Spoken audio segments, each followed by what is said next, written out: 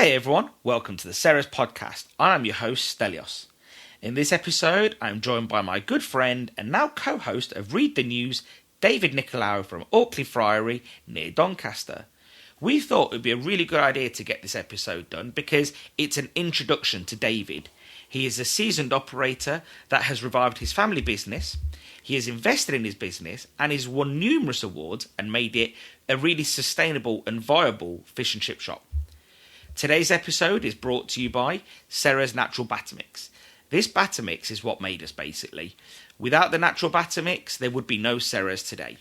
To give the natural batter mix the best flavour and texture, we source 2 British flours, sourced from Kent, Essex and Hertfordshire, and 2 unique raisin agents that gives us our signature finish. It's so British that we even source our plastic-free paper sacks from Yorkshire. I'm not so sure we can get any more British than that. With no seasoning added, this allows you to add the seasoning of your choice. The Ceres Natural Batter Mix has no hidden nasties, no artificial flavours, no artificial colourings, fried to perfection. It's perfect for all fish and chip shops or businesses, takeaways, restaurants, click and collect and delivery. In short, we love the Natural Batter Mix. It's our best seller with great operators all over the UK using it. Don't just take our word for it. A verified review of our website from Jeffrey. I love this batter. It was the first product I ever tried from Ceres. It's absolutely brilliant, really consistent. Have worked with it over 3 shops with 3 different frying ranges and it's never disappointed me. To get your Ceres Natural Batter Mix, visit www.ceres.shop for next day free mainland UK delivery. You can also purchase it from your favourite wholesaler, so if you fancy giving it a try, get in touch with us or them. If you want to keep in the loop with what we're doing at Ceres, then you should be following us on social media, but to get offers and news delivered to your inbox, join us on our mailing list. The link will be in the show notes. We also now have a Ceres podcast discussion group, so if you haven't joined that yet, look it up on Facebook and follow us there too. Now, let's dive into today's episode with David Nicolaou.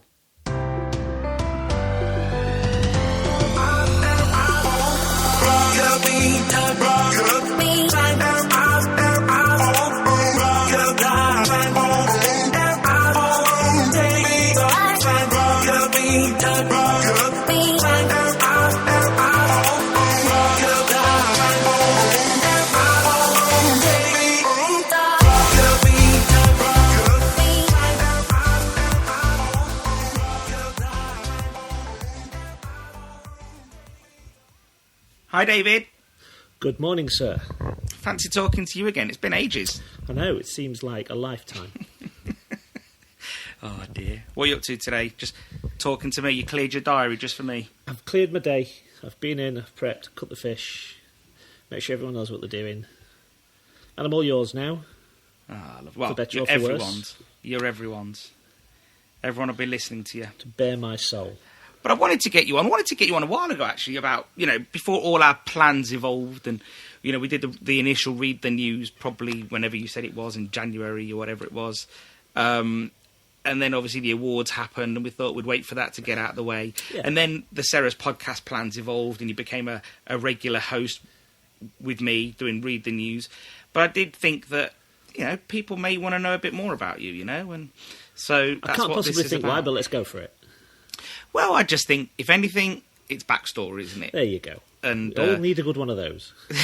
Well, it is yours regardless, isn't it? So, but I think we always have a bit of a laugh when we see those videos on the internet where they say, "I grew up and it was a long time ago." I was born at a very early age. So that covers your backstory because you weren't born at a very early age. Yes. But tell me a little bit about your upbringing, because you weren't born in Auckley. Your shop is in Auckley now, but I think you're a Barnsley lad, aren't you? I was born, in a little mining village called Hoyland. And Dad came to England in 1960, I think it was. He had friends who had coffee bars in Barnsley, came to work. I think he came initially to save up enough money to buy a taxi and go back to Cyprus. And, not a bad plan, to be fair. And never went back. Met my mum, who she's English, my granddad was a coal miner. So in Cyprus? No, in England. Sorry, I couldn't help myself. I haven't actually seen any coal mines in Cyprus, to be honest. But cement, yeah, but not coal. Olive trees. Yeah, so they got married. Obviously, my brother had me. Dad sort of was always in the catering trade. He worked hard. He grafted. Bought his own shop. Started out in the cafeteria trade. So those 1960s coffee shop cafeterias. Had one of those in Sheffield. Then moved on to fish and chip shops in the 70s, bought his first one in the 70s, and went on to have sort of buy and sell, about 5 or 6 of them, sort of horse trading them up and down, had different partnerships with different, his brother was a partner with him, cousins, partners, they came and went. So in the in the scheme of things, we had the freehold for where we are now. It's interesting because my granddad came over in, I think it was the 50s, I was told. And again, he went into cafeterias and all-day diners, essentially. And fish and chips, a lot of Cypriots didn't really get into fish and chips until probably sort of 80s, I reckon. I think my dad was 70s, pretty early, to 80s. be honest. And my dad trained an awful lot of other Cypriots that came to see him because he'd bought it off an English chap that was retiring. And it was city centre Sheffield, so, boomtown, steel, late 70s, early 80s. And then, obviously, miners' strike came along. The end of sort of industrialised England. So I think it was time to sort of get out the city centres and go somewhere else. So, I never wanted to go into the industry, to be honest. I was fairly academic, and I became a software engineer, and I do tell people an awful lot. I'm a recovering software engineer. Still not quite got over the experience, but why recovering? Was it such a tough industry? It's an industry that is. I enjoyed the process of learning, and that was interesting when there was something new to do. But that grind of applying the same thing day in, day out, it's just hideous. And I ended up going. We have an industrial training year. I went to Staffordshire University, which was really, really good for software engineering at its time. Was going to Cyprus to do an industrial placement year, which I thought was really good. I'll go and live with my auntie, and I'll be working in the morning and swimming in the afternoons. And Gulf War broke out, and the university wouldn't sponsor me to go into they consider it the Middle East. Because they didn't know if it was going to end up in, wider conflict, so they wouldn't send any of their assessors out to assess me. So I wouldn't have got the degree in the end. So I ended up working for Staffordshire Police, which was as a software engineer, which was utterly soul destroying. These huge organisations. Whereabouts was that, in Cannock or? It was in Stafford. Oh, Stafford, okay. Yeah, they've got a headquarters. It was at police headquarters in Stafford. Really nice, leafy campus it was, and it was lovely. Yeah, but I just didn't deal with bureaucracy very well. When there's, when you want to make a decision, and when you do it, it's got to go through 27 committees and 17 chief inspectors and for approval, and then it comes, it's like moving paper up and down a chain. It's just, and I still have trouble dealing with bureaucracy. The mentality that it takes to get paper moved through a system or decisions moved through a system, to me, it still impresses me how nothing really gets done, or everything gets done at a snail's pace. I was watching a film last night that reminds me of what you're saying. Have you ever watched Ford versus Ferrari? Yes. And in the film, Carroll Shelby basically says, that red document you're holding has gone through 14 different hands before it's even got to you. Yeah. And, that was to, like, Henry Ford Jr., which was Henry Ford II. And he's like, he goes, I just do things. I need to... And you could see that sort of thing. I think I'd be terrible in... a bureaucratic business, because I think I just want to kick the door down and get something done too. I think I identified with Ken Miles in that, to be honest. He just wanted to get out there and get it done. Yeah. And he spoke his mind, and that doesn't always hold you in good stead in very large organisations.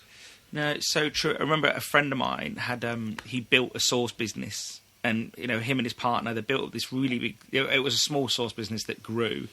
And then they sold out to a very big company. And for 2 years, he stayed on. And he said it just felt like all of a sudden every little decision needed, what he would decide on in 20 minutes with his old business partner took days and days, and then everything was political because people within the new business would not agree because they were afraid of peeing off their manager maybe, and you could see how all of a sudden all these decisions just become a bit heavy and slow, and then they're being made for the wrong reasons.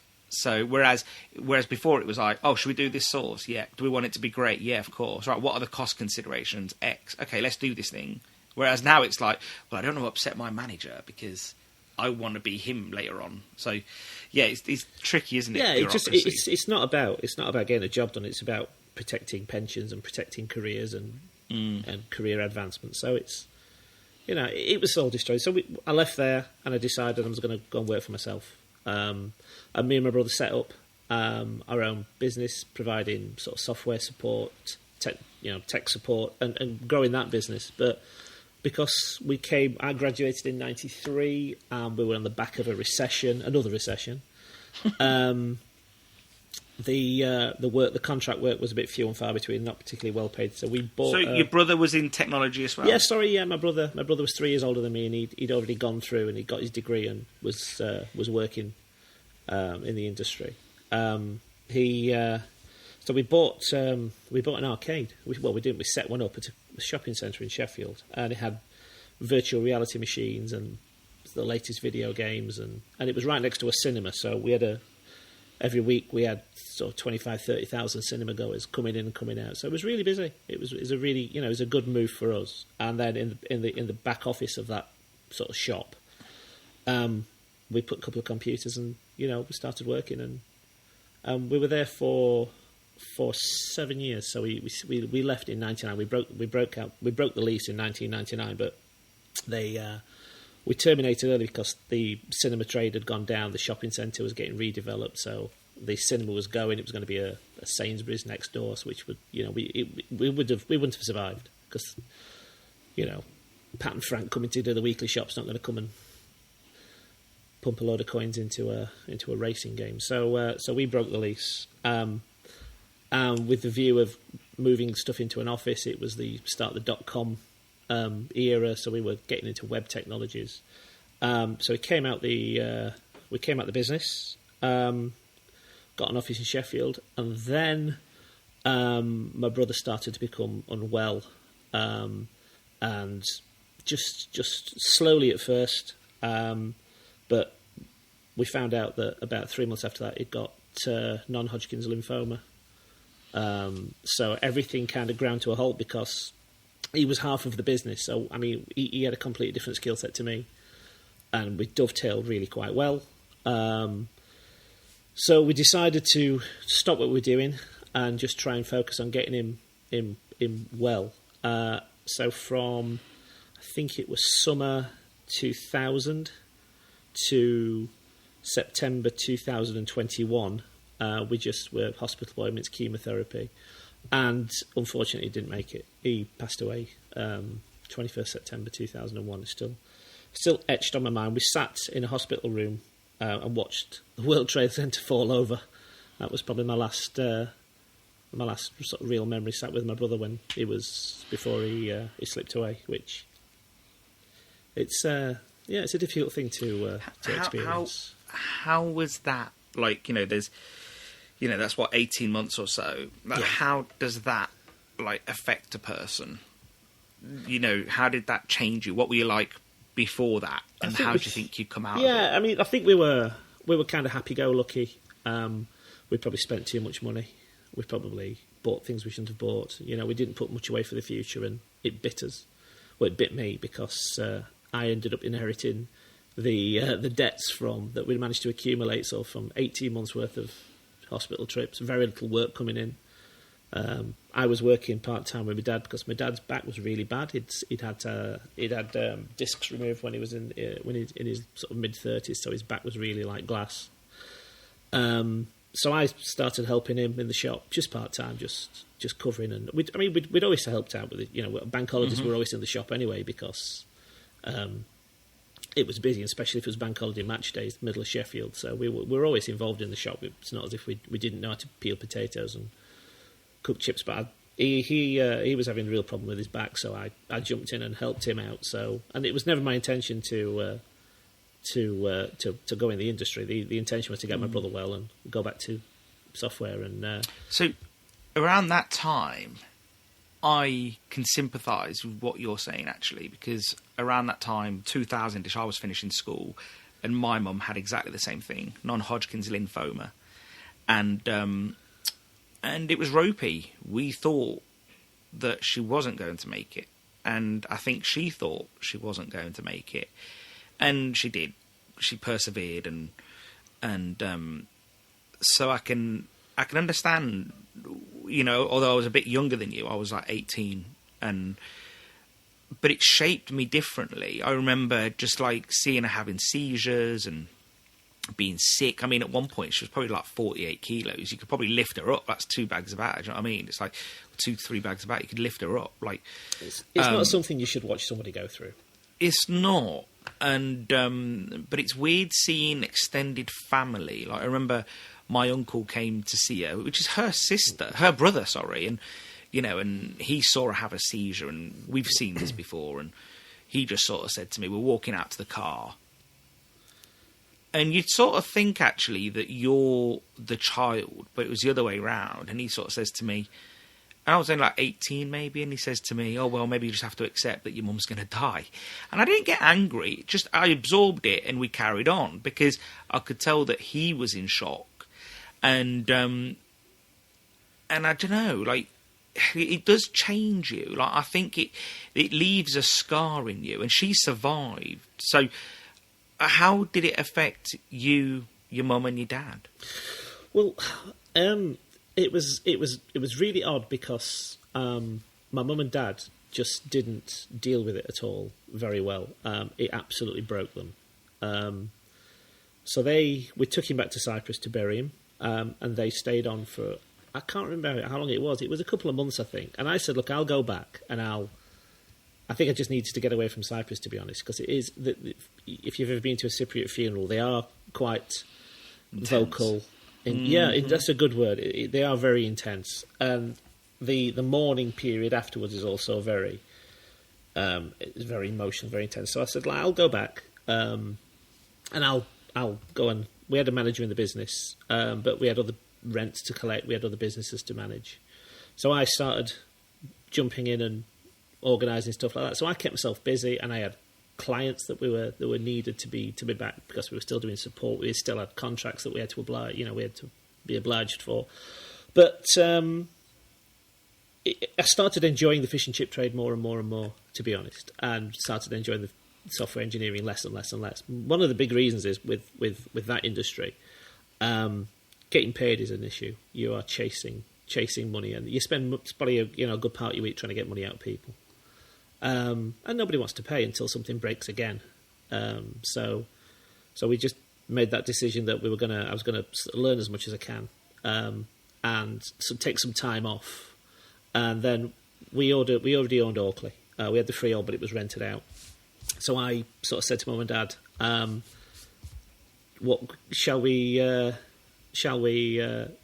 take the building back because the tenant that had it wasn't really looking after the shop. It was virtually bankrupt, to be fair.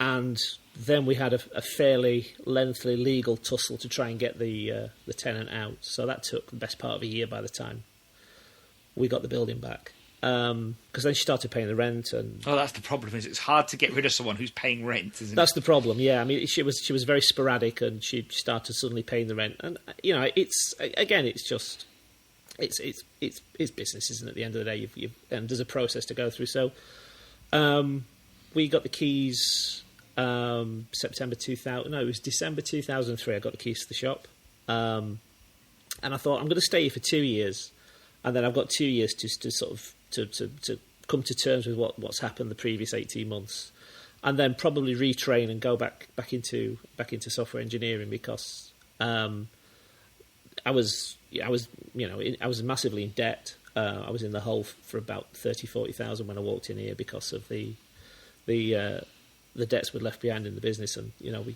couldn't walk away from you. Basically followed you. Settlement to get out the old lease. So so we were in a bit of a stick, a bit of a sticky situation, and 20 years on, I'm still here. I never went back. I just really started enjoying running my own business. I enjoyed the process. I enjoyed the customers. The village that we live in is lovely. We made friends here, so it was really, really hard to leave. And at that point, I got married. So my girlfriend at the time, we got married. 2005, we got married, and then divorced in 2007. She decided she just didn't want to be married to me or in a fish shop. Wanted to move back to Bradford to be with her family where she came from. I didn't want to go to Bradford, so we just decided to part ways. But that's and in the meantime, I'd bought out my uncle's interest in the business. It was owned by my dad and my uncle. So my uncle went back to Cyprus, and I bought him out. So it was just me and my dad owned the building, but it was my business. Do you think that you touch on that relationship just a little bit, and obviously it wasn't far off the back of the death of your brother, and this isn't trying to be a therapy session, but do you think you was just in a different person back then? Yeah, absolutely, and not only that, but because we'd planned it for a while, and she was always my ex-wife was always very difficult. She was very hard work to get on with, but you just think it's going to get better, it's going to get better, it's going to get better, and it doesn't. And I think seeing your 33-year-old brother pass away, you realise at times, life is actually fairly short, and you really don't want to be spending time with people you don't want to be spending with. And so, she was very good at ultimatums, and I think I'd always given in. And I turned around to her and I just said, "No, I'm not going. No, if you go, if you want to go live in Bradford, go live in Bradford. Go be back with your family. I'm fine. I'm staying here. So let's just get divorced." That was it. Did your brother leave behind anybody or a family or? He had a partner who had a little boy, Declan James, he was called. We called him DJ, and he was the cutest little kid. And we still see him. He still comes to see us, and we still keep in touch. And that was his. It wasn't Andrew's kid, but it was his girlfriend's. No, I get that. Yeah. Son. And we still keep in touch. And in fact, Declan's been out to Cyprus to see mum and dad in Cyprus. So when they've been there, so he's had a couple of holidays out there. So.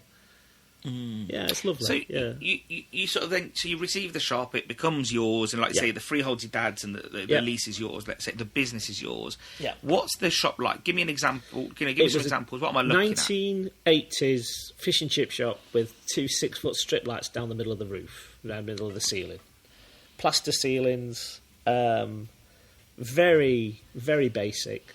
An old 3-pan Frankfurt range. Just a small little village chippy, to be honest. You doing kebabs? We were doing kebabs, and we and I think there used to be a Christmas market outside the front of the shop, and we had a on the green patch. Yeah, there's a big green area outside the front of the shop. So, and we used to at Christmas get stalls on there and organise a Christmas market. The village used to organise this event. And it was really, really busy. And the night before the Christmas market happened, it always happened on a Tuesday, the woman that worked for us, and she was from Thailand. She had married an English guy who moved into the village. And she said, "Oh, I'm going on holiday tomorrow." I'm thinking like, what? You can't go on holiday tomorrow. We've got a Christmas market. She said, "Oh, no, I'm going on holiday. I forgot to tell you." I said, "How long are you going for?" 6 months. And she was going back to Thailand for 6 months and never told us. And I said, "Well, when are you going?" "Oh, tomorrow." So this is my last shift. And so we've got a Christmas market. We're going to have a 5-hour queue out the door. So we got up that morning and we just said, "Oh, to take the kebabs off," because you can't do both. It's just impossible. Yeah. So we took the kebabs off, and suddenly, I think it was about 2009, suddenly we started selling a lot more fish. And those little aha light bulb moments come on. Mm-hmm. Because we'd always done it this way. We'd always had kebabs. We'd always, if somebody walks in and says, "Can I have 2 fish and 4 kebabs?" the queue stops while you sort the kebabs out. Then and they take so long to do. And it's just really inefficient. So we turned them off, disconnected the gas, and never turned them back on. So And it was at pretty much that point that I started thinking, right, we've seen I'd seen what Mark Petru was doing, and I'd seen him win a few years earlier, and I think we need to be pushing us at the shop to just do the best fish and chips we can, and try and get rid of all the other clutter, the kebabs, the salads, and the only thing that survived the menu without that cut was, I think it was chicken curry. We used to do a chicken curry.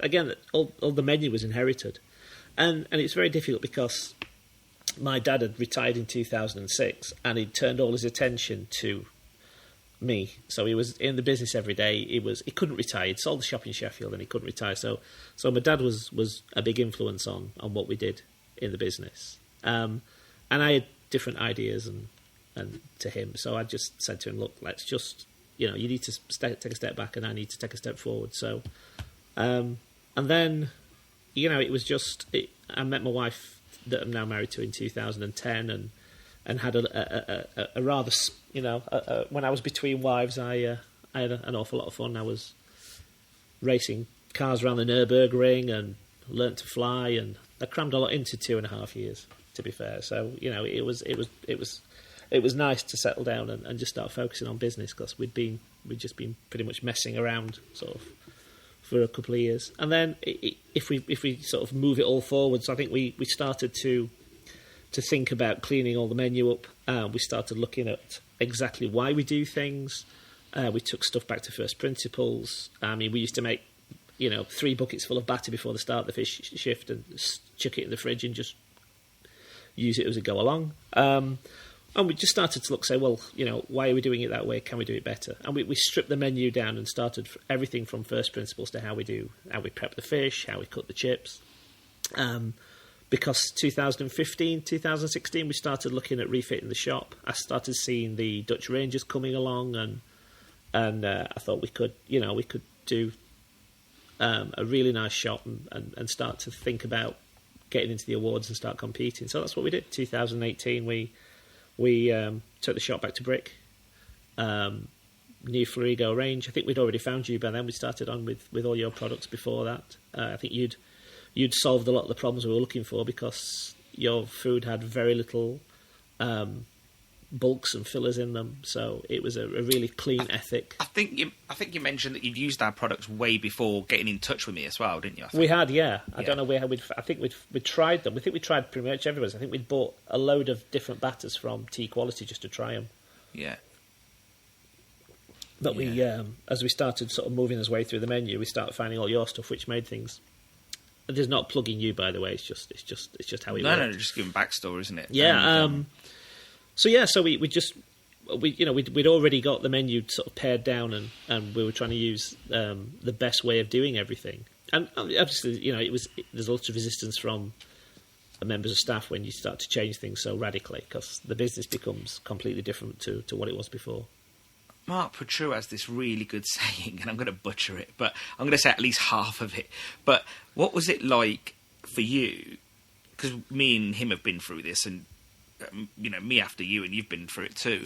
But what was the transition like from? Give us a bit more detail. What the transition was like from going from the boss's son to the boss while he's still in the business. Because your dad would come in and cut fish and help and give you his opinions, I would imagine. So.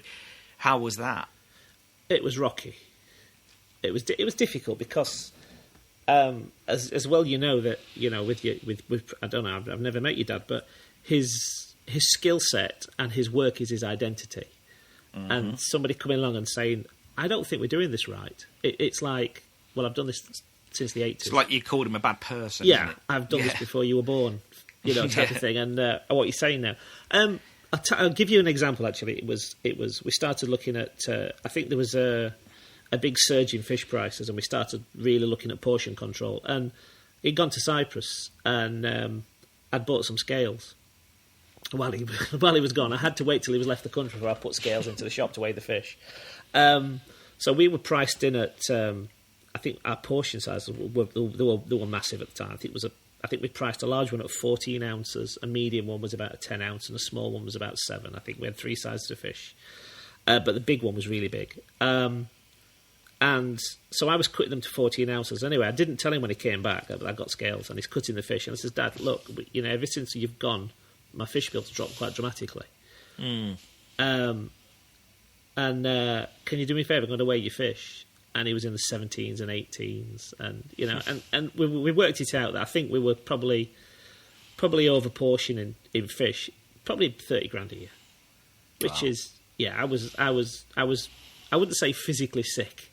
I was rather upset for days when you start realising how much is walking out the door. Well, especially when you say also it's already big portion, like you're already giving plenty. Huge, yeah. And so we had to sort of bring that down slowly. You couldn't do that day, sort of Tuesday. We start cutting to 11 ounces. So we started shrinking everything over the sort of. It took us about 3 months to get it down, and then all of a sudden we started becoming a really profitable business. It was difficult transition and lots of fights and to a point where I'd imagine that to the staff, the staff, if they had a problem with me, they'd go to my dad. Yeah, and my dad said, "Look, I'm out of it now. It's not my business. It's his. You need to deal with him." And that took a few months just to get the idea that if I'm not happy with what I said, well, go to a higher power. But I can imagine also with your dad, like similar to my dad in some ways, like, because it's so wrapped into their identity, and they have done well over the years. Yeah, like, very well. When you give them some feedback, and let's say it was negative, they just see it as you're calling me the worst person in the world, or you're calling me stupid or thick, and that's not the case. And but also, I think when I was a lot younger than you and Mark, let's say, doing this, and I think learning from that, I think I could have probably delivered things with a bit more tact, because actually looking back now, he knew a lot, and maybe I didn't realise how much he knew, because as a young person you just think you know everything, don't you? Yeah, absolutely. Yeah. I mean, and I've always tremendous amount of respect for my dad and tremendous amount of love. I adore the man. It's not as if we've probably got the best relationship we ever have now. I mean, he still comes in and cuts fish a couple of mornings a week, because he's 79 now, but he needs to be needed. He needs a function. Who doesn't? Yeah. So he comes in a couple of mornings a week, and on the quiet mornings cuts fish, because he can't stand too long because his back's still really bad. So yeah, so just a few hours for us, but it's how do you go from? Me. And I know it's a long process, but how do you go from serving those sort of portions, which means that those customers are really accustomed to that? Not being funny, if you're giving someone, 16, 17 ounce of fish, they're getting, they want that thing. So how do you go from there to like now, where things are a lot more sensible? What was your thought process, and how did you action it? Well, we decided that we did it slowly. We brought things down slowly. I think it took we killed the biggest portion of fish. I think it was the 14 ounce, and we just had a small and a large at that point. So I think we hit this 17 ounce. We killed the 17 ounce, and we stuck the large one at 11, 12, and then nailed the small one at 6. But it was just we had a lot of complaints, a lot of nastiness, shall we say, and we lost customers. But what we gained in revenue, or it was in cost savings, more than offset those customers that complained. And what we managed to do then was we managed to have less portion sizes, and we were more efficient, and the serving was more efficient, and I think the product was better because we had more time. We weren't trying to work out what size fish we had in the pans. And then so that was a fairly slow process. And then I think we'd started with the fish and ended up with the chips. We started using the portion scoops from Hopkins, and that was. But all this is usually it was brought on by probably a bad crop that year, and prices went through the roof, and we had to do something. So, and we were very honest with people. We just said, look, we have to put these portion controls in, and if you don't want them, there's a guy up the road that's selling a bin liner full of chips for £4, but they're not very good. But you pay your money, takes your chances. So we had to push the quality through the roof and try and find those new customers, and it took time. The biggest jump came when we refitted. So 2018, we put new flurry going, back to brick, cracked walls out, opened the shop up, and just made this really lovely, pretty shop that we've got now. And started cooking everything to order. So the quality went through the roof. waste went through the floor, so there was nothing thrown away at the end of the night. So yeah, it's everything has been a very slow refinement and process to try and get those fish and chips pushed as far forward as we can. And then we started. Sorry. No, I was going to say, has it ever been touch and go with customers? Like, when you've probably, in their mind, gone a bit too far? Or was it sort of okay? It was okay because we did it really slowly. Yeah. Now, we did it over that. I can't remember for the timeline, but I think it may have taken us about 6 to 8 months to actually, every other week we took half an ounce off. Then we killed, the biggest portion just got killed. So, we just said we can't afford, that would be at X price. We can't afford to do that anymore because fish prices have gone up. Yeah. And when you're looking back at a £40 box of fish was 65 quid, who cares? And then roll forward 2 years and, fish had a really expensive year. And I think we hit the 2012 with all the financial stuff that went on. Fish is, in the 150s. Yeah. You won't be here. You're not going to be in business. And we're having the same thing again. If people haven't got portion control in place, they're struggling. No. Yeah, it seems that way. And honestly, even today, like the amount of people that sort of scoff at using scales and just counting your yields, I don't know how you can sort of work without knowing those figures. It's really hard. We run a count business, every week. Yeah, I agree. We every week we've got we used to be every week when the prices were going a bit crazy last couple of years, but we're down to once a month. So once a month we'll pull up a couple of packs from each different brands that we use, and we'll weigh the large, small, any bone that comes off, any trim that comes off, any cob bites that come off. And we'll weigh them in grams and see what percentage waste, and we know exactly the gross, the gross profit off each of those packs of fish. So we know what we're using, that we're getting good yields. You have to do. You have to be. You have to have so many hats. You have to be an accountant. You have to be. But that's the whole point of being a small business. Yeah, isn't it? You are literally doing everything. You are doing every job, and if you're passing these things by. You're in danger of not knowing what's going on in your business, and you're probably going to find out at the end of the month when you can't pay or end of the quarter when you can't pay your VAT that things are not well. Yeah.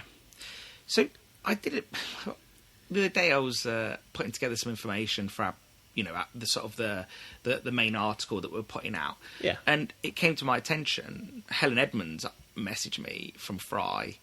And she says, why haven't you added this information about David? And to be fair, you'd not mentioned it to me because I think you didn't write a bio. I asked you to fill out a bio form and you didn't. Did you? Yeah, you did. That's all right. It's no big deal. But she said to me, she goes, he's one of the only people in the industry, she said, that in all the years he's entered Fry Top 50 has had a 100% pass rate. Yeah, we got two. We got two on the bounce. Yeah, I did not know that. That's a really strong pass rate. Yeah, it is, and the thing is, as we started sort of getting ready for the awards, we started putting metrics in for everything. So, the range makes it a lot easier because you can time your chips.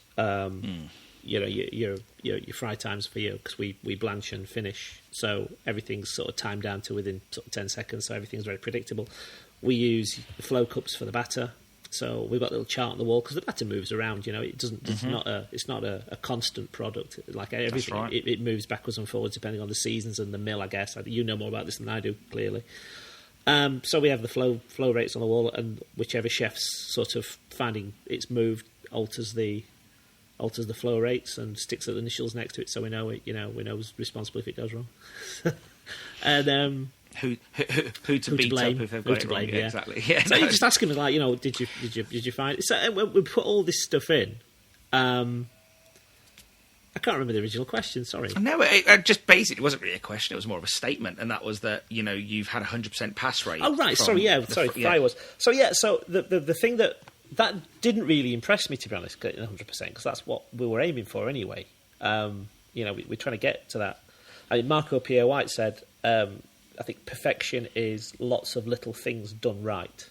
And we've tried to do lots of little things right. And if all that comes together, we should really get a good product, between the staff training and everything else. But what we did, which was even more impressive to me, which I'm chuffed about, is we did it across 2 different shifts with 2 different sets of servers and 2 different chefs. So the team that was on the first visit, because with Friday now you get 2 visits, the team that was on the first visit wasn't the team on the second visit. So we've got such consistency between servers and shifts and chefs that was the impressive thing to me. That just, we didn't look out. We and we've done that twice. We did that 2 times on the bounce. This year I think we got 97% because we haven't got. The score was we haven't got an app in place, which we do have, but we clearly don't shout about. There's not enough promotion of it, so we need to sort of address that this next few weeks. And they said there was 95% of the potatoes were big, but there was a few small chips in it. But that's potatoes, 95% of it will be big, and 5% will be what's around. Well, the they outside. have round edges. They do have round edges. Yeah, that's the problem. I think they should get themselves together and start growing square ones. You think they should do it like those watermelons in Japan? Yes, the square watermelons. That makes It sense. shows a How lack would of you peel them? imagination from the farmers, really, doesn't it? How would you peel them? Carefully. Carefully, you idiot. Oh, God. Yeah, so, well, no, I think I got to know you a little bit as well because, obviously we're friends now, but, you don't immediately become friendly with somebody just by a text, but I think it was just the constant repetition of, you'd ring and say, or you'd text first and always say, look, can I pick your brain on something? And I sort of realised that you just wanted to know key things that help improve performance, and sometimes it would be about batter, and other times it would be about homemade fish cakes or something or the other. There was always something, and obviously you get to know someone when you and then I think I visited you a year after your refit, and it is interesting because you sort of get to know someone a bit just by WhatsApp messages and chatting on the phone. But for me, there was always a quest to not always just be good, but what creates consistency. And I think you always wanted to get that consistency in. Yeah. Yeah, it's just... And I think for me, yeah. Yeah, it's you've got to, if you're gonna do something. I mean, the first point, the start, you can't reinvent the wheel yourself. You've got to find out what's going on. And I mean, I came to you because I want to know about fish cakes. You've solved all the problems. So we took your base recipe and tweaked it a little bit and put some bits and pieces in and made it our own. We couldn't nail twice fried chips. I could not get the times, the cooking, the temperatures. I mean, there's so many variables. So we rang David Miller up and I jumped on the NFFF training course, which was really good actually. It was he's a really good trainer. And within sort of 3 hours in the afternoon session, it was sorted. And then popped up to see him at Haxby and had a little tour around the place. And I worked a shift in the morning so I could get my eye in. So I came and worked with him one morning. And again, if it wasn't for this spirit of generosity in the industry, you wouldn't be. I wouldn't be as far down the road. I mean, because you didn't have to answer. I mean, okay, we're using your fish cake mix, but you didn't have to answer all my inane, stupid questions I was asking you at the time. Well, there is no such thing as a stupid question. I've learnt that doing this podcast. But joking aside, it's a journey that you're on to sort of to work up this little pyramid to get to the point where everything is on song. And this was the thrust of my of the awards as well. This is what we tried to sort of get accommodated with the awards. Over the years, I've always been quite open to helping people, even before I had Sarah's. And I remember Robert Florigo, all Bill at Kremka would bring people to the shop so we could meet them. And some people would ask questions. And I remember seeing one guy at a Cypriot wedding not long after, like a year later or something. And he came up to me and reminded me who he was. And I said, did you take anything away? This guy spent 6 hours there, 6 hours at the shop. And I said, did you go and fix those problems? And he said, oh, no. He goes, if I'm honest, I thought you were crazy, as in me. And I was like, oh. And he goes, well, the level of detail you were going into to fix these staff problems, having staff contracts, having this. And I was like, mate, that's just normal. That's, and he genuinely thought I was crazy. And look, to some degree, maybe some people do think that. But I do think that if someone's giving you that time to help and, and get things done, then you probably should enact some of those things. Yeah, I mean, you should take them on board. And if it works for you, great. If it doesn't, then you roll back to what you had before. But yeah, if you're gonna, if people are going to go and seek out sort of questions, at least you can have respect to have a look at the answers. Yeah, no, exactly. So you've done well with Friery Top 50. You've done. I think if I'm right, you've done the Quality Award, haven't you? I got the Quality Award. Yeah. Well, I got the Quality Award when it was a visit. Physical visit. I think we had 2 visits, and then it all went into the. I just refer to them as the Zoomies now, which is probably not a very timely thing, but it's yes. I had the Zoomies for 2 years. So you actually did that. So give me a brief example of what you thought the difference was like then, because just tell us what you thought the difference was between the Quality Award online and physical. Oh right, sorry, the quality. Yeah, I don't know. I'm a bit old fashioned. I think if you're going to come into a hospitality business, I think you need to visit a hospitality business. It's not about your paperwork. It's not about show us a video of your fish. It's the look and feel of the place. It's the welcome you get. It's the interactions of the staff. I had Hugh Mantle for my first one, and we've been sort of friends ever since. Really, I mean, we when we see him at awards, it's always very nice to see him. And again, he's very good at legislation and picked his brains about things that we were falling down on. So. And I don't seem to get that over a Zoom call. You don't seem to build that same rapport. And I know I was listening to Andrew Crook's podcast the other day, and I quite sadly I've said I'm not doing it this year because I just don't see any value for my business from my perception of it. I mean, I'm not saying it's not good for anybody's business. That's not my. You have to make a distinction between my perception and the perspective of others. But I've got Friery Top 50. I mean, we're 5 years in now for that. We've got that every year. We're top 10 for 2023, 2024. I don't think looking over my paperwork is going to be on the Zoom calls and like picking a piece of fish apart. It's going to work for me. It's got to be any benefit for my business. So let's say in 3 months' time, and I don't know anything here. This is a completely hypothetical question. If they were to say we're bringing back physical visits for Quality Award and MSc. Like, are you jumping on that? Is that something for you? We're staying with the MSc. Yeah. And the MSc will have... We do know that they're going to have a physical visit for MSc because MSc have demanded it.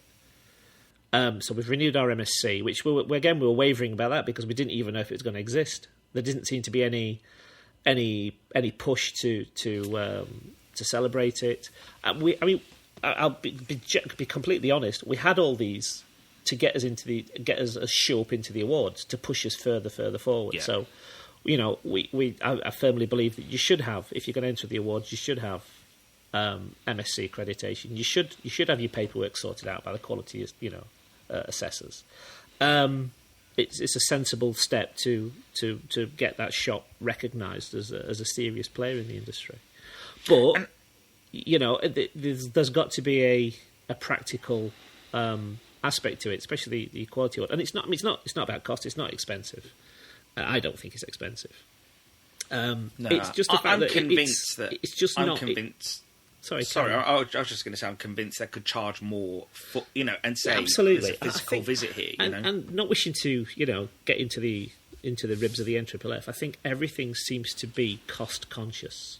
We're an industry that if a shop can't afford 120 quid to get a Quality Award, then that shop certainly won't be spending money on sanitizer and cleaning down properly and doing the rest that you need to get through it. So I think they could charge more. I think everything's got to be a discount for them. Do you think, are they... I don't know how I can ask this question properly, but hopefully it could offer them some perspective. But is it like... Do you think they do things on the cheap because people aren't willing to pay for it? Or is it just because they haven't added the value in order to get the price up? I think they seem to have this discount perception that everything's got to be at a bargain price. And nothing's cheap in any... I mean, go and get your fire extinguisher serviced. Go and get an electrician in to come and, certify your building every 2 or 3 years. Nothing's cheap. There's no free lunches out there. And I think that they need to get out of the mentality that the awards need to be free as well. You know, I mean, we again. Let me just. You know, we had an amazing journey through the awards. The 2023, the revenue, we had a 30% peak, jump in sort of revenue after the awards hit, and then it settled down to about 15% increase that we kept. 2024, not so much because we didn't. You know, we still got top 10. I mean, there's no news there. You know, we've done what we did the year before. So. But it's a tremendous way to promote your business, and I think everybody should get involved and everybody should compete. You know, I think everyone should join. I think everyone should have a crack at it. To be honest, there's no downside, even if they're charging you £100. I mean, I don't know what Fry are charging this year for theirs, but last year it was about 130 to have the 2 assessments. Yeah, you know, and so there's clearly businesses are willing to pay for entrance into an award. So I was listening to Andrew talking about the awards on his podcast, on your podcast, and I don't subscribe to the fact that the awards should remain free. I think you know, if you can afford to tick all the boxes that you need to get anywhere in those awards, that I think you'd be more than happy to pay. I think the fact is, Fry have proven that you can charge for it. Yeah, you know, and ultimately, you know, there's this argument out there that, oh, well, if it's paid for, people are going to say it's a paid for award. And I don't agree with that. I don't agree with that at all. I think that, you know, it's pay to play. You know, there's no reason why people shouldn't pay. And I think if it helps them provide a better service, better feedback, better awards, if it takes more pressure off certain other aspects, then why shouldn't they? I think it just needs selling properly. Yeah, I mean, I agree. I mean, the other thing is, it's the way the lack of transparency as well of the judging process is, to me, it is frustrating, because we've got to a point where we've got top 10 twice, and the feedback that you get isn't particularly that clear as to how or where you went wrong. You know, we've started to think more about doing lots of stuff in-house. So we had a really weird, it wasn't a really weird review, it was a 1-star review that somebody came in last year after the awards and bought sausage and chips. I mean, we won the national, you know, we didn't win. We got top 10 in the National Fish and Chip Awards, and he bought a sausage and said, I don't know what all the fuss is about, chips were nice enough, but I can buy the sausage anyway. And I thought, so I responded to it, and I said, well, yeah, it's the Fish and Chip Awards that we got, not the Sausage Awards. So, you know, it is an industry standard sausage. So I thought, well, shall we start thinking about making our own sausages? And let's hook up with a local. There's loads of local farmers around here. We've started. We've got a local pig farmer. It's all red tractor assured meat. We've got everything down. We're just building the kitchen now. We're just sorting the electrics on the run up to the kitchen, which we've had a few problems with. So we're doing that, and that was one of the parts of the presentation that we made for the final of the NFFF 2024, and I used to watch when I was a kid. I used to watch Yes Minister and Yes Prime Minister, and I absolutely loved that show. And one of the episodes was where Jim Hacker, who was the Prime Minister, was taking on Brussels because they wanted to reclassify sausages as a tube of emulsified fat and offal. And so I made a reference in the presentation that we had to give we had a 5-minute presentation where you had to tell an industry panel what they didn't already know about your business. Now, my assumption was that they had a little briefing pack that says this is Auckley Friery and this is what they do. And apparently that didn't happen. So you had 5 minutes to bring everyone up to speed about where you were. And I probably missed the mark with that one because I didn't. I just assumed that they would know who we were and that somebody would have briefed the panel. So I didn't talk about too much about how we got there because you only had 5 minutes, but I was talking about where we were going. So I referred to, quite jokingly, as I want to replace the tube of emulsified offal with a premium sausage that's if you walked into a fish and chip shop, you'd say that's the best damn fish and chip sausage you ever had. And then I saw one of the names in the corner. It was a McWhinney. So I've managed to. I decidedly don't think I endeared myself with the panel. That So you afternoon. think that what they expect and what you should expect should be a lot clearer throughout the process? Do you think that the criteria wasn't? If you want to, I'm very anal when it comes to design and planning stuff. I like to know end point to end point exactly what's going on and all that work should be taking place now. And you should get a little list and say, if you are top 40, you will be expected to do this on this date. If you get through to top 20, you should be expected to do this on this date. Top 10, please leave this date free to do this. And so we got to the end of January, and we were going away for the weekend. We've booked a lodge in North Yorkshire where there's very little internet. It's dark skies. We've got a telescope. My 9-year-old's into galaxies and astronomy, and so we bought a telescope and we're going to go up to North Yorkshire and hope for a clear night. We're going to sort of look at some stars. And we got an email at the end of January saying, on the 12th of February, you will be on a Zoom call at 11 o'clock on a Monday. It's not negotiable. You're either there or you're not in it, basically. That was the cut and thrust of it. So that was the weekend we're supposed to be away. So we've cancelled that. I mean, we're going this weekend, actually. It's being rescheduled for this weekend. So yeah, it's frustrating because I know one of the guys that I talked to, he did his presentation from a Buzz Lightyear themed room at Euro Disney. Okay. You know, if you're gonna put a Zoom call in where you have a question and answer session, just don't do it in the middle of the kids' holidays. Yeah. You know, do it on a working day. And it's just this lack of, I don't know if there was a lack of forethought but I find that really frustrating because I like to know what I'm doing. I'm a planner. I like to know what I'm going to be doing 6 months in advance. I think I'd hand them a little bit of credit to say that planning one thing that we did, which was the media training day, had so many variables and so many things that could go sideways. So I can imagine. Don't get me wrong. I will caveat that by saying I can't imagine the logistics of getting 10 people together in a room. You know, you've got somebody from McWhinney's, you've got somebody from Frymax, you've got somebody from Tea Quality, you had Kelly from Crispers. To get everybody organised, but if you do it far enough back, you know, try and avoid kids. Yeah, like you say, I guess it's just I think one of the main criticisms I've heard from people generally is the fact that the criteria probably isn't as clear as they'd like. You know what everyone needs to do, and also I think a few people did mention this about the judges not having prior information about businesses before. Yeah. So, and the other thing being as well, which again another frustration is that there didn't seem to be much consistency in the visits. I had about an hour visit. I understand some people had 4 hours, and I understand some people had 8 minutes.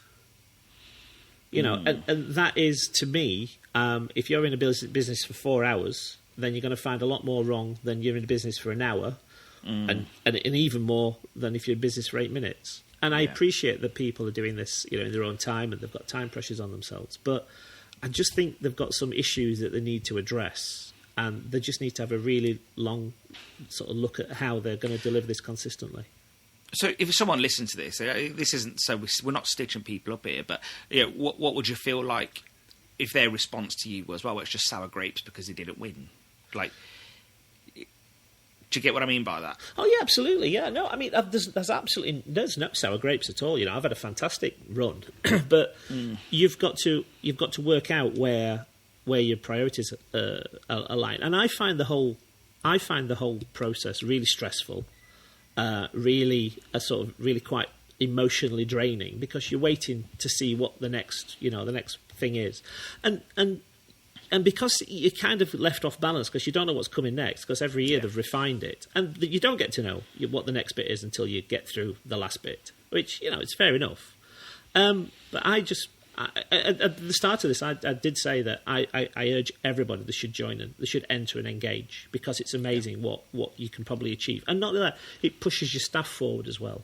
Yeah. And my crew are so tremendously proud that, you know, on the uniforms, we've got it stitched onto the shirt, onto the arms. We've got Fry Top 50 and Top 10 2023. So, you know, it's all over the uniforms. It's all over the branding. It's a fabulous It's a fabulous thing. But it's a frustrating process. And I think it could be so much better just with a little bit of design. And I appreciate the time poured, and I appreciate the giving the time up for free. You know, that's and an awful lot of respect for these people. But I just think it could need tweaking.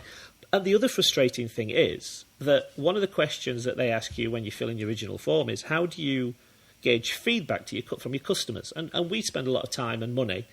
Our online system, Pre-A-Day, has a plugin called TalkBox, which gets feedback from customers, and you get what's called an NPR rating, a satisfaction rating.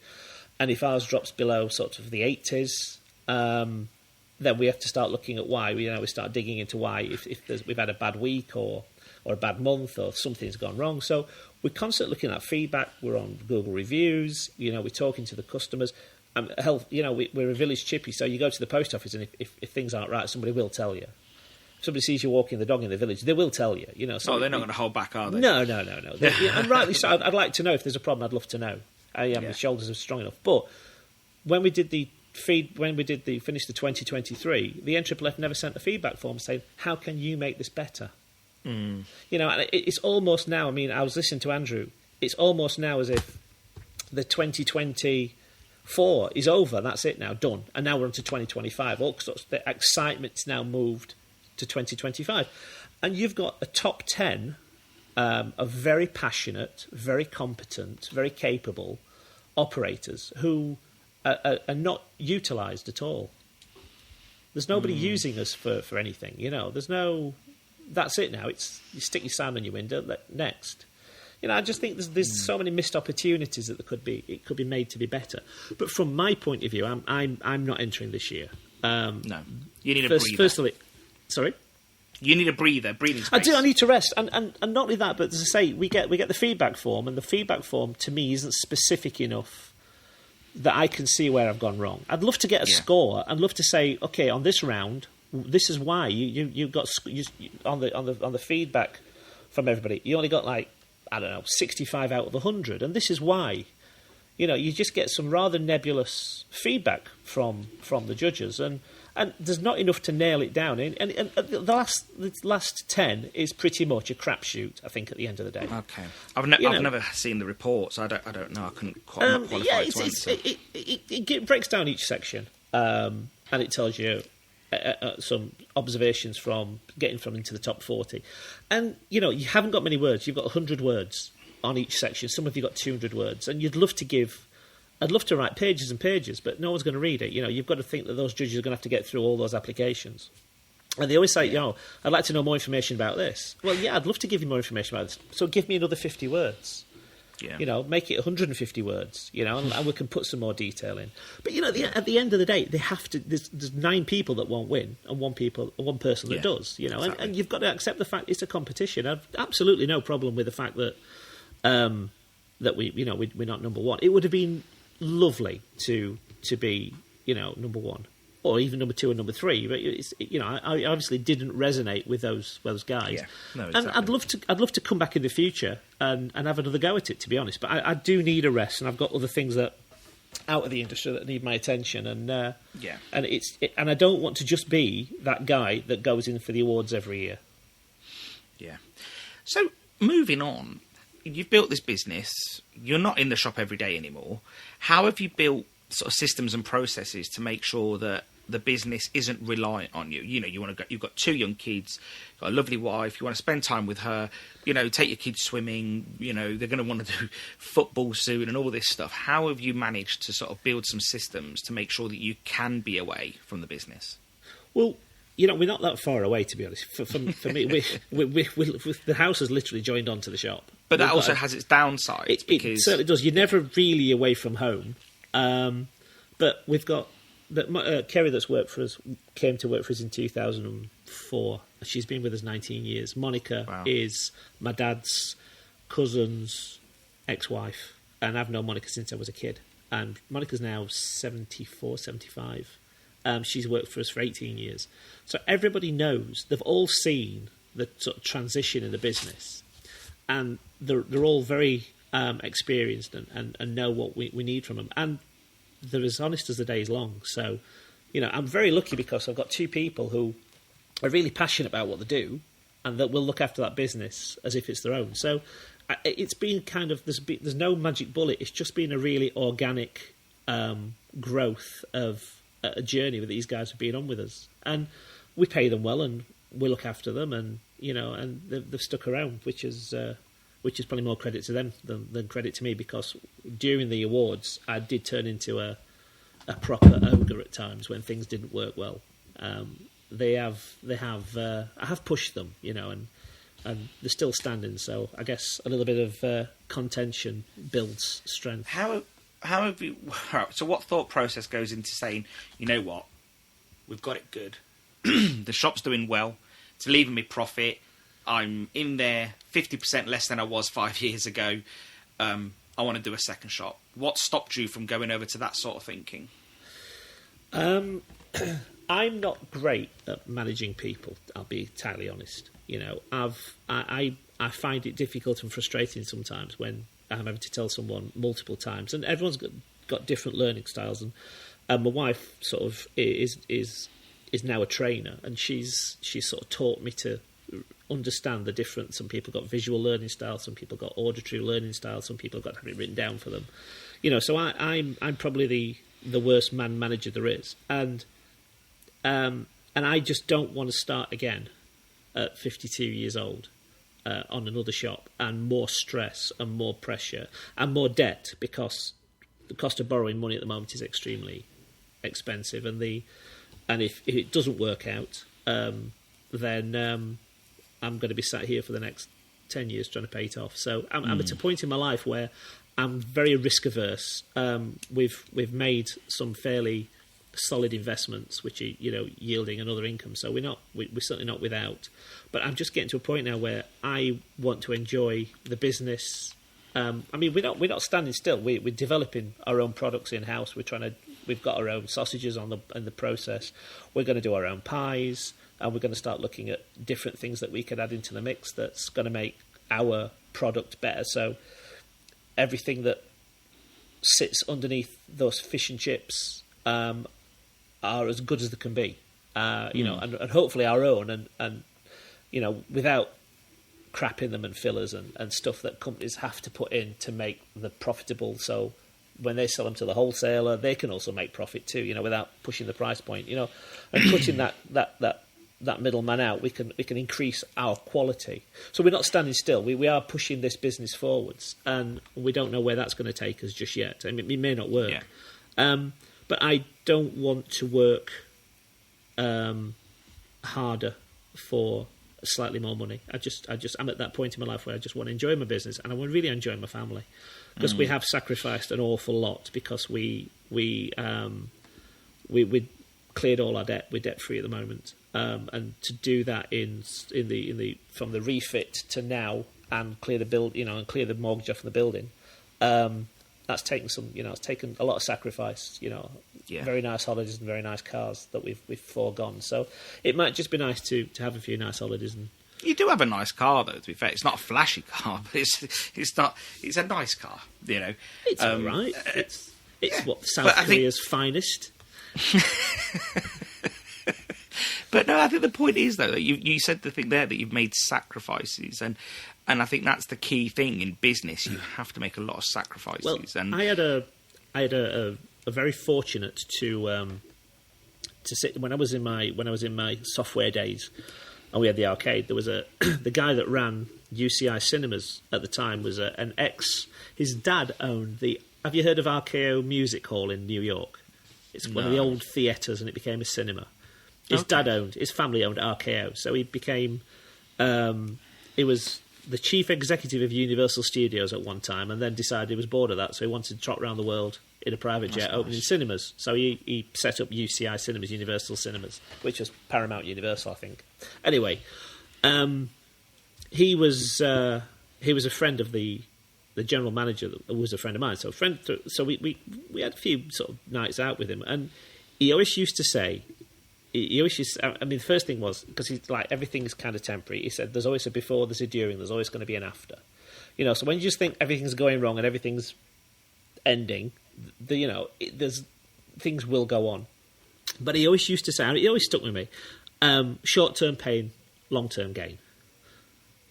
And he always used to say that, you've got to, the sacrifices you make now pay dividends in the future, and short-term gain, long-term pain. And it's always stuck with me. And we just thought, I'm very debt averse. I don't like a large debt pile. I don't do debt for lifestyle. So I'm well, like you said, you touched on it early on in the 2000s. You and your brother made some, let's say, financial mistakes. You lived for the day. Let's say. Oh yeah, absolutely. Yeah. I don't know the specifics, but you lived for the day. In hindsight, it probably worked out because Andrew, my brother, really didn't deny himself any luxury, and given the fact that he had a fairly short life, in hindsight, it was probably all right. But yeah, I didn't want to take that excess into my 40s and 50s. But what he doesn't know is what you went through afterwards, and No. if he was alive now, he probably wouldn't recognise you because you've probably become a different person completely. Yeah, it just that sort of life. I was 30 when he passed away. It changes who you are forever, and it took me probably 4 or 5 years to actually go out and enjoy myself and not feel guilty. Yeah. Because he's not here, and you get to thinking, Johnny'd love this. I just absolutely love this, And when I learnt to fly, I got my wings, and that first time that you've got it was your first solo, and I just thought, he would find this so cool, and it's just he's not there, to share these things. So it took a while to. In reality, if he was alive, he'd probably bicker again. all the time. we used to fight like cats and dogs, to be honest. And we had to like brothers dinners. do. Yeah, absolutely. Yeah, like brothers do. Yeah, absolutely. It was always, there's always that love and respect there. So it's weird, isn't it? How life goes, isn't it? Yeah. And your parents, how are they about it all now? They go every year to Cyprus for his memorial service. It's they've been for the last 21 years, 23 years. They go every year and do the memorial. Yeah. But I think it's upsetting, but they come to terms with it. I'm very practical about life. That you live, you die. And then who knows what? True. It's true. And and dealing with death is equally as important as dealing with life. It comes to us all at some point. As a parent now, like I can think of what your parents went through, because there's that saying, isn't there? Like, you should never bury a child, and yes, but although that is a fairly new concept, because in the 1900s and the 1800s, people had 14 kids and 3 made it out. My grandma had 13 and 7 survived. Yeah, so I think that's a fairly new concept. Of this, we shouldn't bury our kids, but the fact is, death is real. Absolutely, absolutely, and so so it's just, I think it just makes you appreciate what you have got, and stop worrying. We started reading, as you try and try and understand. You sort of come to terms with it, and you start reading sort of obscure Roman philosophers, don't you, to get some perspective and get through it, and it's like you should never borrow problems from the future, and we sort of tried to stop worrying about the future, start living your life sort of as it is now, and I think you just have to appreciate that life is short and you've got to make it count, and that doesn't mean just go out and spend what you want, do what you want, because you're going to be dead tomorrow, but you've got to look after yourself, and you've got to make it count. Sometimes when I don't want to do something, I have to remind myself that I might not be here tomorrow, so go do it. As in, and I mean, it's basic things like life is short. Eat dessert first. Well, just know, it's basic things sometimes. When you have a really busy week, you work so hard, you've got so many things going on. The minute your bum sits on that sofa, you don't want to do something. You're just like, you know what, I'm not going to want to do it. So actually, taking the boys swimming or something mundane like that, I will push myself to do that, because I try to really push myself, because I almost say to myself, if you're not here tomorrow, at least you did this today. And because they don't understand that you've had a long week, and you know what boys are like. Our boys are very similar age, so they Sure. feel they've been to school all day. They've had a long day. They don't know what you've been doing. As far as they know, when they left, you had a lie-in, you've had fun. They don't know that you've actually been working. Yeah, So absolutely. But and I think it's really hard not to take out things on those kids. You want them to enjoy life as well. Yeah, absolutely. And the biggest thing that I look back on is I had a great childhood, and my dad, was very busy. He had multiple businesses on the go. We went to America 2 or 3 times, but I would just have loved for him to come and watch me swim, and I would have loved for him to have spent more time and get to him as a person, and go on holiday and spend time, that time with him. So I'm just trying to do that now for mine. I can relate to that. I don't want to go and sort of get to the end of my life and regret stuff, And and I've spent enough time away from the kids, to be honest, over the last few years, and I really need to spend much more time with them, and I've got the freedom now, I think, to do this, and not only that, but not competing. This year, it's opened up opportunities for me to do this. I probably couldn't come and do your pod squad with you if I was still in the middle of the competitions, because it would be a little bit, disingenuous to stand there and start promoting yourself and being in those awards. I don't know. Probably that would be seen as a negative thing if I was still competing. So yeah, well, I'm glad that you have bitten the bullet and took on my offer to join me as a co-host on Read the News, and also join us as the pod squad, as we're calling it. Their name may change. I thought you said God Squad when you first. I read it. I thought, do you want to join the God Squad? I think, well, it's not really my bag, to be honest. I'm a bit spiritual, but I'm not religious. Yeah, but no, I think for anyone that knows you, though, or at least they're going to get to know you a bit more. You are quite funny. You're very quick-witted. You're contrarian. Held back with this because it all went a bit maudlin early on, didn't it? With losing my brother, I didn't want to start joking there. No, it was fine. You've got to have you've got to. I mean, I'm from Yorkshire. We have a genetic sarcasm in our family. The English side of the family, just a long line of sarcastic, dry-witted people. I think I may have inherited that. The Cypriots are a bit sincere, aren't they? A bit too. They're very passionate, very fiery. They don't stand back when something's going to hell in a handcart and just laugh about it. Oh well, you don't see that every day, do you? Everything is a bit of a Greek tragedy. So I've got a fairly blended experience, and I'm looking forward to it, mate. It should be. Well, you've already started researching the next topics, haven't you? So, I have. And obviously, you've proven already that you're a bad manager, because you told me off last week, didn't you, saying that I wasn't prepared enough. So I did. I cried for about 1.5 minutes over that. Yeah, and I could see. I could see that. You started to mist up.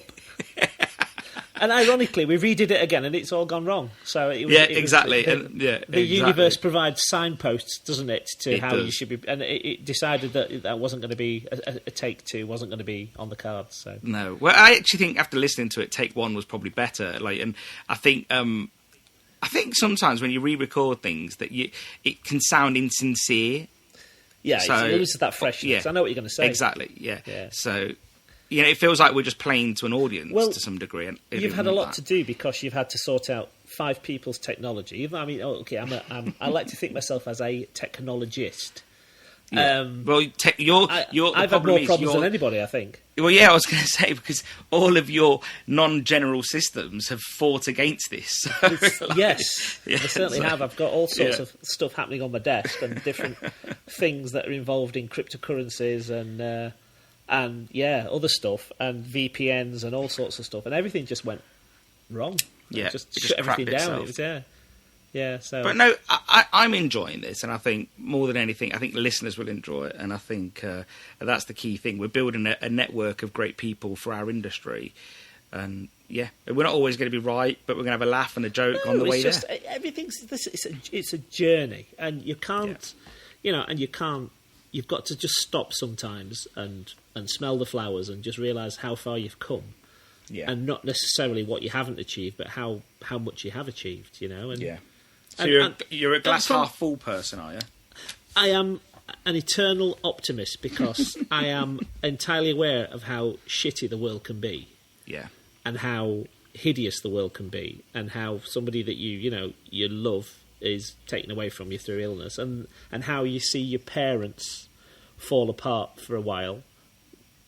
And you look back and you think, Christ, how would I, if it was George or Max that passed, how would I, I'd fall apart too. I'd not be able to deal with it. I can't even deal with them being ill. I have to look away when the dog gets its injections. I can't even stand. I can't stand anything sort of like that. So to lose a child is horrendous, isn't it? Yeah, I cannot imagine it. I tell you what, losing a brother. I tell you, I've got so much respect for my parents since becoming a parent, and not that I disrespected them before.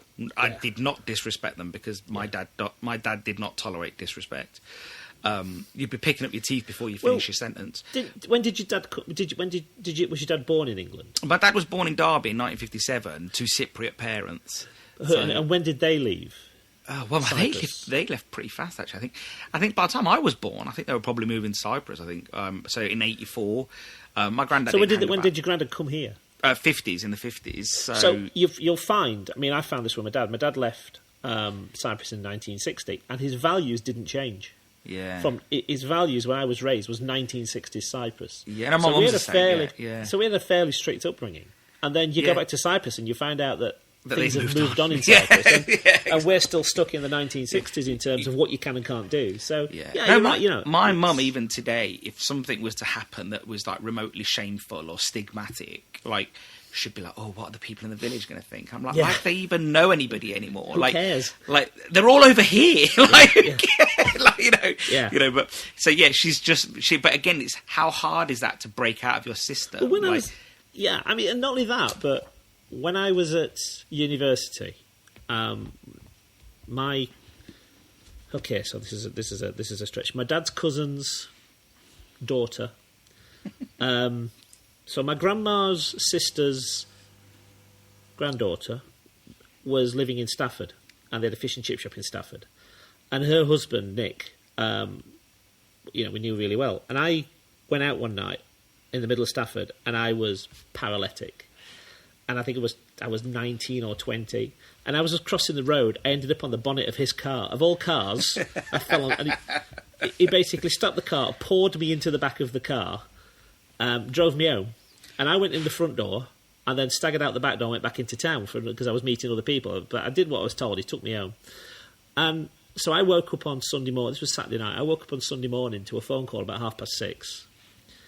And I was really not very well. I was horrendously hungover and I'd been ill all night. And my dad said, "What were you doing last night?" It's like, "What do you mean, what was I doing last night? What were you doing last night? Drunk in the middle of town." And Nick had rung Nick's wife had rung his dad, who was in the village, and said, "Oh, there's this really funny story. They've picked David up drunk in the middle of Stafford." He'd gone over and told my grandma. My grandma had rang her daughter, and her daughter had rung my dad. And this had all happened while I was asleep. And it's like there's just no secrets, is there, at all? The village network was in full well, chat and the that village night. network we joke about it, but it's true because people don't realise that in the 80s and 90s, well, maybe not so much the 90s, but in the 80s, Cyprus was a third world country. Well, my dad used to ring home, and they used to get somebody had to go and get my grandma on the back of a motorbike to go and use the only phone in the square.